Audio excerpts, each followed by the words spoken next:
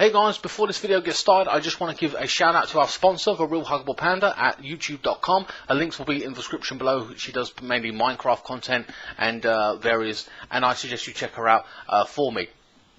If you want your YouTube channel shouted out, you can also sponsor me via perrysda@hotmail.com. That is my email address. You must have PayPal though. If you're even a company, please do that as well if you're interested, or even know of a company, a small business somewhere that wants to pay a certain fee, or we negotiate a price, and you too can have your channel or business shouted out with your product information, or at least your company website will be in the link description below. For your YouTube channel will be in the link description below as well. So I thought that was a positive thing to do. It basically helps you invest in your channel. It also gives me money directly to do things on the channel. More food reviews, goes towards a camcorder. I can do a house tour or whatever people are wanting, and I just haven't got money for that. I can buy newer games, I can buy specific games, I can have PlayStation Plus for a year, even electricity to help upload the videos that takes hours to do. So remember, I don't get paid from any of this, but I do it out of passion. So any kind of financial incentive there is a positive for me. And again, if it helps you invest in your channel, a smaller channel, or even a company, I'm willing to do it. And I thought I'd give you the opportunity. The reason I've done this is because there are so many people asking me. It's just unreal. So I thought, well, I would separate the people that just want it for free, and I'll say, if you're willing to pay for this particular thing and have thousands of views over a period of time, then you know, this is a positive thing. My recommendations for that is either the food reviews or the FIFA simulations, because they get built up over time, or even a trophy video, dare I say it. Well, no, actually trophy, I don't commentate over them, but anyway, or beginning of a playthrough or whatever, to sponsor that particular playthrough or whatever. Anyway guys, just to let you know, that information is out there. If you're interested in doing that, let me know in my email or whatever, and I must be able to see your subscriber count if you're a YouTube channel, and you must have a website if you are a particular business, of course, so I can leave that information in the description below. And don't forget to check out The Real Huggable Panda, guys. Thank you so much for watching. Enjoy the show.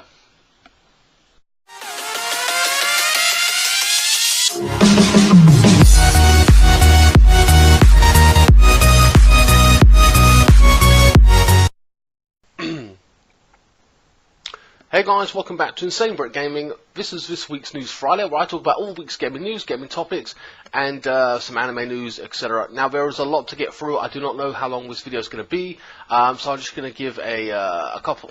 We're going to start off, unfortunately, on a couple of sad notes. Rest in peace to all those that died in Los Angeles. 500 people injured and 50 dead. The shooter apparently was, I mean, there's all kinds of conflicting stories, so I'm going to go through one or two or three of them, but at the same time, whatever, I don't know. It's all inconclusive right now, and more information will come out. So 50 dead, 500 injured. They said in his hotel room he did essentially shoot himself. It took hours for the police to find him, but of course, being that it's a hotel and there's multiple hotels and there's 500 rooms plus, God knows, I don't blame the police not having enough manpower to find him a lot sooner. That makes a lot of sense. Found with multiple rifles, believing there was multiple shooters as well. At least that's the rumor at this point. They're saying that there was Antifa propaganda in his room.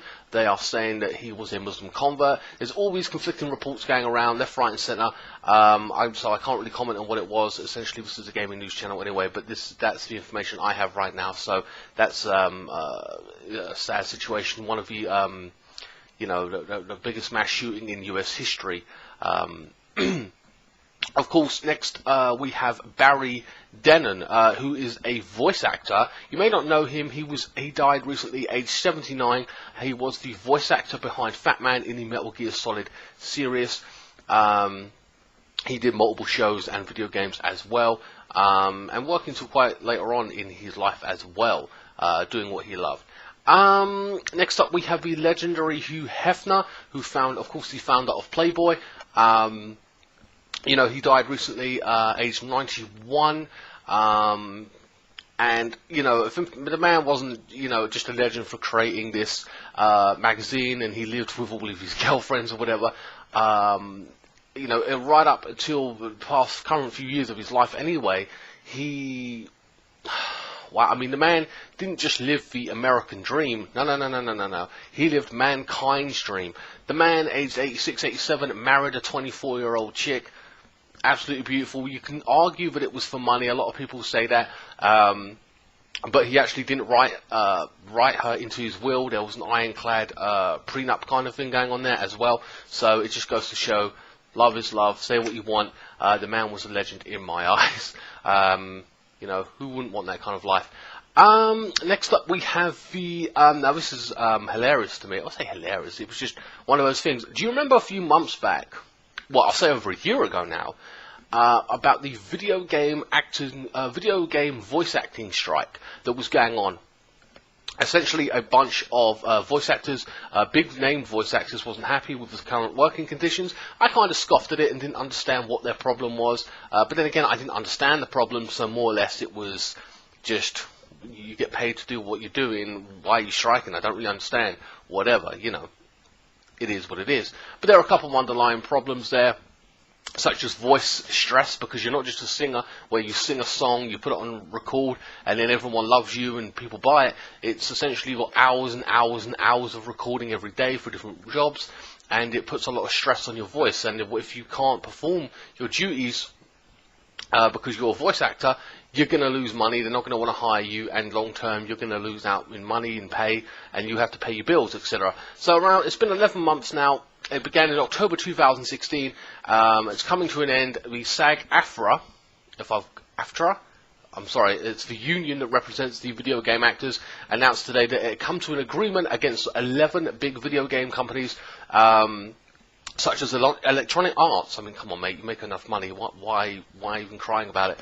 Warner Brothers and Activision as well. So there's some big name companies there. The deal they reached on Saturday of the terms as is following: a new bonus structure that provides an additional payment to performers. This payment, which must be delivered no later than the game's release date, is calculated by the number of recording sessions an actor has worked on a title. It starts at $75 payment, and the session runs up to $2,100 after 10 sessions. The union also sought a back-end payment program to give performers an additional full-scale pay for every 500,000 units, for a maximum of 4 secondary payments if a game sells 2 million copies. But apparently that isn't happening. So essentially, when you do the voice acting and the game is very successful, because you're associated with that game, you help create it in terms of the voice acting, you help bring it to life. They were sorting, depending on how successful the game is, a back-end payment in which for every 500,000 copies sold, they would get an extra bonus, with a block on at 2 million. So you would have extra income coming your way through that game if it was successful, and apparently they have not managed to achieve that. I think that seems a little bit fair, to be honest with you, if they got something a little bit extra, if it did really well. But it is what it is. Some companies do hire on a contract basis, where you come in, you do a job, and then you walk away, and that's the way it is, you know what I mean? But of course, unfortunately for them, they did not get their they didn't get that particular bonus added in there. Let's have a look. Oh, and by the way, some games have been affected. Now, I thought, my opinion on this is that, well, it's been 11 months. I didn't notice any changes. I kind of thought, well, that's going to make more people be able to get into the industry. If the big names ain't there anymore, let's just say me, I don't know, could step in and take their place. You're not going to have as good a quality as a voice actor. At least if you're, well, you know, if it's me. But there are other people out there, so you're going to give them a chance. But at the same time, those underlying problems are still going to be there for the voice actors, whoever we are. If it's me, if it's this person or a famous person, doesn't matter. But personally, I have not noticed any changes as such, and I've just enjoyed every game, whatever. However, I'm not thinking about it long term. The actress, I can't remember her name, plays Chloe Price in the Life is Strange, has not reprised her role because of this situation, and they've got somebody else to take over her voice. I don't know how the voice sounds. Nobody said anything to me about it. I will be playing the game, and I'm kind of disappointed that we won't get the same voice actress who brings that character to life. That is just one of those things. But that is one instance of it being impacted upon our games that we love, etc. And that in the future, or, well, in recent months or whatever, in games I haven't played yet, will maybe pick up, or I will notice, or whatever. But at the same time, I would like to think that not a lot of series, I mean, it's been a year, so 1 or 2 series might come out where the voice actors ain't the same, but I don't think, to be honest with you, I think they come out with new stories every single year, like Assassin's Creed, you know, Mass Effect, though, you know, and various other characters. So it is going to be hit and miss with that, but ultimately I'm happy they got it resolved, and we can move on from that, and hopefully it won't affect us. I do have a bunch of anime stories as well. I'm not going to go into too much details about them. I'm just going to simply say what I know of them. So the second season of Overlord is coming in January 2018. Star Wars director J.J. Abraham. Now, I've liked all the Star Wars movies anyway, but apparently he is going to be making a live-action movie or adaptation, I assume it's going to be the West, obviously, of the anime Your Name. Now, if I can remember correctly, Your Name is about a girl who I believe is deaf, and the guy is a bully to her, and he sees the error of his ways. I think that's the anime. Either way, I'm very much looking forward to seeing that. What else we got here? Red Dead Redemption 2, the trailer has dropped. It looks absolutely fucking incredible. I haven't played the first one, but I'm actually considering picking up this game. It's essentially GTA just with cowboys and stuff like that, but it looks really, really good, and I'm interested in getting into that world and have a high quality game done that way, you know what I mean? Not some gimmick, but actually centered around that universe in those times. So that's going to be really, really cool, and it is an open world game, and as for I'm very happy to play GTA 5 at this point, and it's open world, and I'm getting on with it, and I'm actually enjoying it, and it isn't too bad or as daunting as I thought it would have been. I'm very much looking forward to playing that as well. I know there's a few more other anime news stories. Also, My Hero Academia has also been announced for a season 3. I believe. I didn't even know that there was a season 2, to be honest with you. But yeah, that is also coming out. We've got more GTA stories here as well. So guys, I'm going to cut the camera and I'll get back to you. Next up is Max Payne 2 is coming to the PS4, along with GTA Liberty City Stories, I believe, as well. Yeah, Grand Theft Auto Liberty City Stories. Now, in the past I said I'm pretty much sick and tired of remastered, but ironically I'm playing a lot of remasters, or going to, for specific games I really want to play again, or at least share my experiences with you. So Grand Theft Auto was remastered, I've got that and I'm playing it currently, or maybe next 2 weeks I will. And then we've got Last of Us, which is on the PS4. It originally was released on PS3, and I will be playing that on the PS4, of course. And then you've got the new one coming out this year as well. And then you've got I can't remember the name of it. LA Noire, which is coming out on the PS4 as well. In the next 1 or 2 months, I will be playing that at some point as well. So I played a lot of remastered editions. However, this Grand Theft Auto Liberty City Stories and Max Payne are not going to be remastered editions. They are essentially going to be just ported over, which don't really interest me. There's a ton of already Grand Theft Auto games to play anyway on the PSN store, all cheap now. It's £5, £10, £15, whatever. So if you love them, by all means you can snap them up. I personally won't be touching them because they don't really interest me. The older ones anyway, you know, so I'll just wait for Grand Theft Auto 6, but they are essentially coming out. But there's no ratings on them right now as well, apparently, so whatever. As well as Midnight Club 3, but again, I'm not into racing myself, so maybe that interests you, maybe it doesn't. The next big story I have is Batman is coming out. A new Batman is supposed to be coming out next month or something, or going to be announced something or other. I don't know. No, I don't think it's coming out this year. It's got to be coming out next year sometime. Anyway, so an employee, or soon-to-be former employee, has said he was moved. Again, it's all speculation at this point based on what he is saying. But we'll ride with it, because there's a lot of details here. It almost seems a little bit too much to be fake. So, you know, it is what it is, but I'll read you the information we have. So essentially, this particular employee at Warner Brothers said he will soon not be employed there anymore, so he's like, fuck it, I'll just leak the shit and, you know, give something to for people to be excited about. So what do we know? Well, he says that he did try to work. He was working as part of a small team in 2013 or 14 on a Suicide Squad game, which basically got canned. That would have been very, very interesting. And then got moved to another team where he was working on a new Batman game called Arkham Insurgency. This game particularly takes place 3 years after the events of Arkham Origins. It's built on the same engine as the Arkham Knight and has been in development since around 2014. The game will feature Batman and Dick Grayson as Robin as the main playable characters. Grayson has been Robin for about 2 years at this point, they're saying. It's set in a previously unexplored coastal area of Gotham that is roughly the same size of the 3 islands from Arkham Knight. On the outside, though, the interiors have been sustainably expanded, so you will be able to get inside most buildings now, which I think is interesting. I'm going to be a bitch searching for people in it. The Batcave and Wayne Manor are also accessible via fast travel. That's really cool. I like that aspect. You know, because we've always wanted to get into, you know, Wayne Manor and various places like that where you couldn't really have access. It wasn't really cool like that. As I said, the list goes on. The plot has been centered around a mass breakout of Blackgate and Arkham Asylum and several terrorist attacks the city. GCPD blocking off a segment of Gotham where they are completely lost control of criminals and villains, trap civilians, and Batman and Robin have come to rescue kind of scenario. The Batmobile is in the game. Oh, Jesus Christ, after the last one. But it's been changed and there's no more battle mode, and the controls have been more modified to compensate. The combat mostly consists of chase sequences and using the Batmobile's superior speed and maneuverability to navigate slow opponents, blah blah blah. EMP device remains. I don't want it to feature too fucking heavily like it did in the last game. Dual play also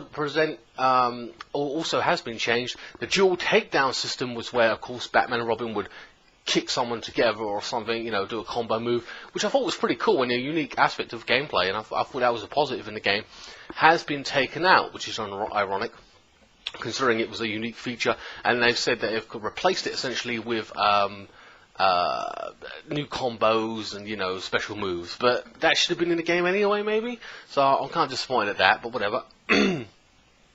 The main bad guys or villains, apparently, so there's some spoilers here, if this is true. Again, it's all theory right now, at least, anyway.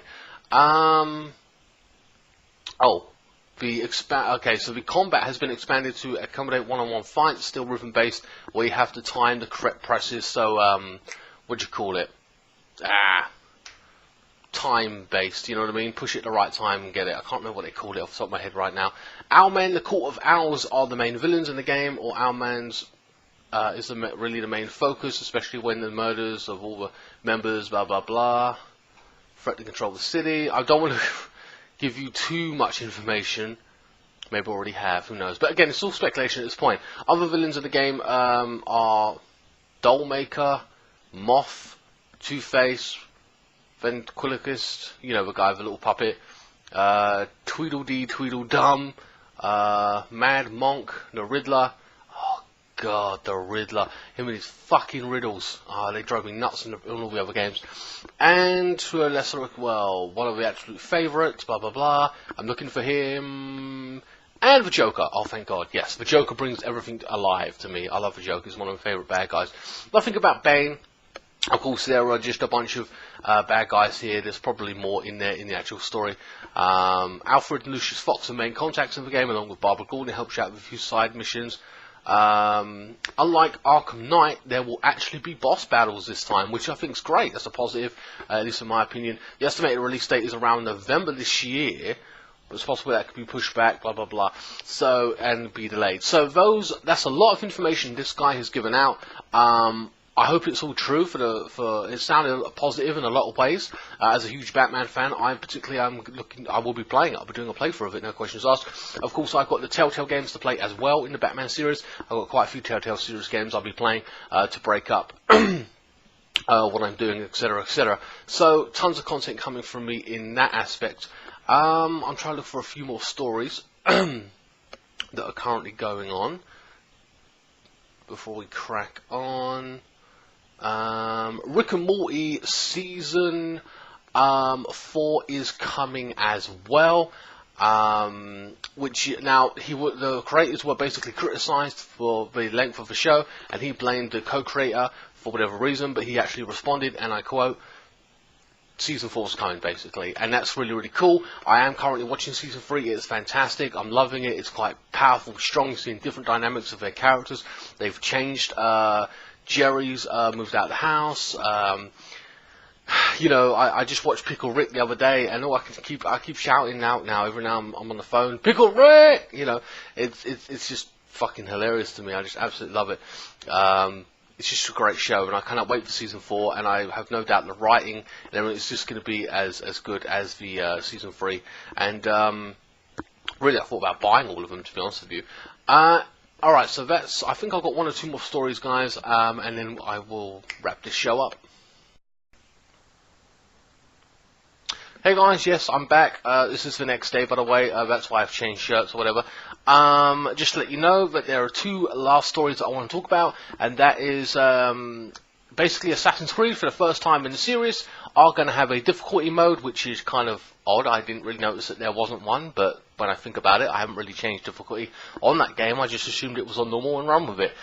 And I'm happy to say that I've completed every single game, minus one. I don't know which one it was. It wasn't Brotherhood, it was one after that. It was fucking shit and annoying, and it pissed me off to no end. But other than that, I've completed every single one, and I've enjoyed it, so I have no problem with the series in general. The fact that I'm adding a difficulty setting, I don't know what that's going to implicate in terms of, obviously the enemies are going to be a bit tougher, probably the health bar is going to be tougher to get high, you know what I mean, because you have to scavenge around and increase that and get points, etc, etc. So essentially I think that's all it's going to be. I'm not too worried. I'll just whack it on normal as I always do and do a playthrough of it anyway, like I do in all the standard games, or games I play standard, normal as a standard setting. The last story I want to talk to you about, I know it's going to end with Batman, but it's very, very intriguing to me anyway, and basically we've seen Batman the animation, but basically Batman Ninja anime is coming, and what this is a Japanese animation take on Batman. Of course, if you know the history of Batman, you know he knows martial arts anyway, taught by Ra's al Ghul, etc, etc. So it's not far-fetched just to put him as a ninja.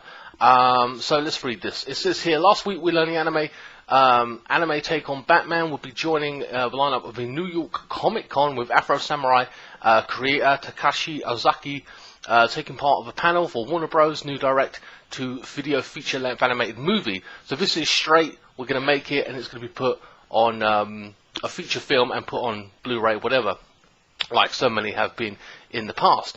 They're going to reimagine the Dark Knight as a ninja. Character designer Ozaki was joined by director Junpei Muzaki, screenwriter Kazuki Nakashima, and English language screenwriter Leo Chu, Eric Garcia for the anime's New York Comic Con panel, saying that the detailing of it will be colourful and imaginative take on Batman, with many of these iconic connected characters ahead of the 2018 release. So there is a trailer, I haven't seen it, and it isn't in this article or whatever, but also we have a release date, 2018, which is a great thing as well, because lots of things get pushed back in that, you know, and it gets frustrating. I mean, it still might get pushed back, but the fact they're giving us a date, or a year at least, having said that, is a pretty positive thing. Warner Brothers Home Entertainment head publicity Gary Minoru, whatever, introduced Nakashima Ozaki and revealed that they were approached by Warner Brothers for the inventive project, which will see Batman and his allies and villains time-travelling back centuries to medieval Japan. No voice actors from the Japanese or English cast were revealed, but they did promise that the voices will be recognisable. So I'm assuming it's Kevin Conroy, I believe, who plays the voice of Batman in the English version. Again, I'm assuming, and I can only imagine that the oh man, I can't remember his name off the top of my head, the guy who plays the Joker. A bunch of people have played him, but I'm hoping it's the Star Wars actor. I can't remember his goddamn name. Oh man, I can't remember his name off the top of my head, but you know who I'm talking about. In the Premier League teaser, Batman is in bulky samurai-inspired armor, confronts the Joker, and states a hero can do everything but kill. Of course, sticking to his one rule, as it were. The villain says the criminal clown The criminal clown has a spectral feel to him, looking as insane and scary as ever. They quote unquote put it as like Ryuk's demented cousin, which of course from Death Note you could often see in the background on top of my shelf there. But that's now. I am very interested in this Batman universe, like I said. So first and foremost, he's a ninja, not far-fetched. And it makes a lot of sense to a point. You can do that with him. It's a very simple concept. Batman, ninja, takes on enemies in the night. You can't really do a lot wrong with that. Of course, I'm very excited for it. I trust it. Now, you can say I'm a bit biased here. I basically am a Japanese anime fan, so I trust them with it. And I'm sure, as long-term anime fans themselves, through lots of in that industry, Batman is one of the absolute big characters that they all know and love. Everyone's grown up with Batman. I hope to God they don't play a stupid scene about his parents dying in it, though. I was fucking sick and tired of it. If you don't know that by now, you shouldn't fucking be watching Batman. Anyway, but I'm also interested to see the unique look of the actual characters, and in particular how dark they go with it, because I always love seeing the dark side of a hero. Like we saw Superman Forced to Kill in one of the movies, which a lot of people were actually critical of, but I actually enjoyed. We saw Batman when he took on Bane in the movie, where Bane broke Batman's back, supposedly, like in one of the stories, or crippled him, supposedly. And that was really, really cool. I like seeing that. I like seeing my superhero struggle and, make you think, and it's very, very interesting. So I'm hoping they go down that route with Batman, the animation, and because it's a Japanese studio or an anime take on it, I'm actually hoping that they do go kind of dark with it, and I'm very much looking forward to it. I'm very excited for it right now, but of course I will judge what I see, not what I'm feeling right now, of course, and hopefully I'll be able to get my hands on that particular movie. But of course that's something I'm going to have to wait for. And at the end of the panel, it was the actual trailer that was shown, was met with roars of applause and cheering. So that's a positive note on there, for me anyway. I'm very excited for it.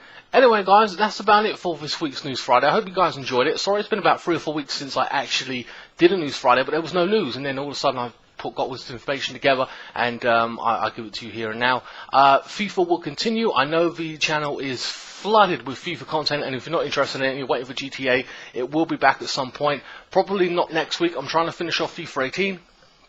It is one of those games that I've got basically new, and I don't buy a lot of brand new games, as you know, you see with my playthroughs. So you can forgive me for trying to rein people in and get more people on my channel by playing a newer game, you know what I mean? Anyway, guys, please like, and there's a food review out tomorrow, by the way. Please like, share, comment, and subscribe. Follow me on Facebook, Instagram, Twitter. Links will be in the description below. If you want to donate to my channel, you can. I'll give you a shout out or whatever. Just email me, and I will see you next time. Thank you so much for watching.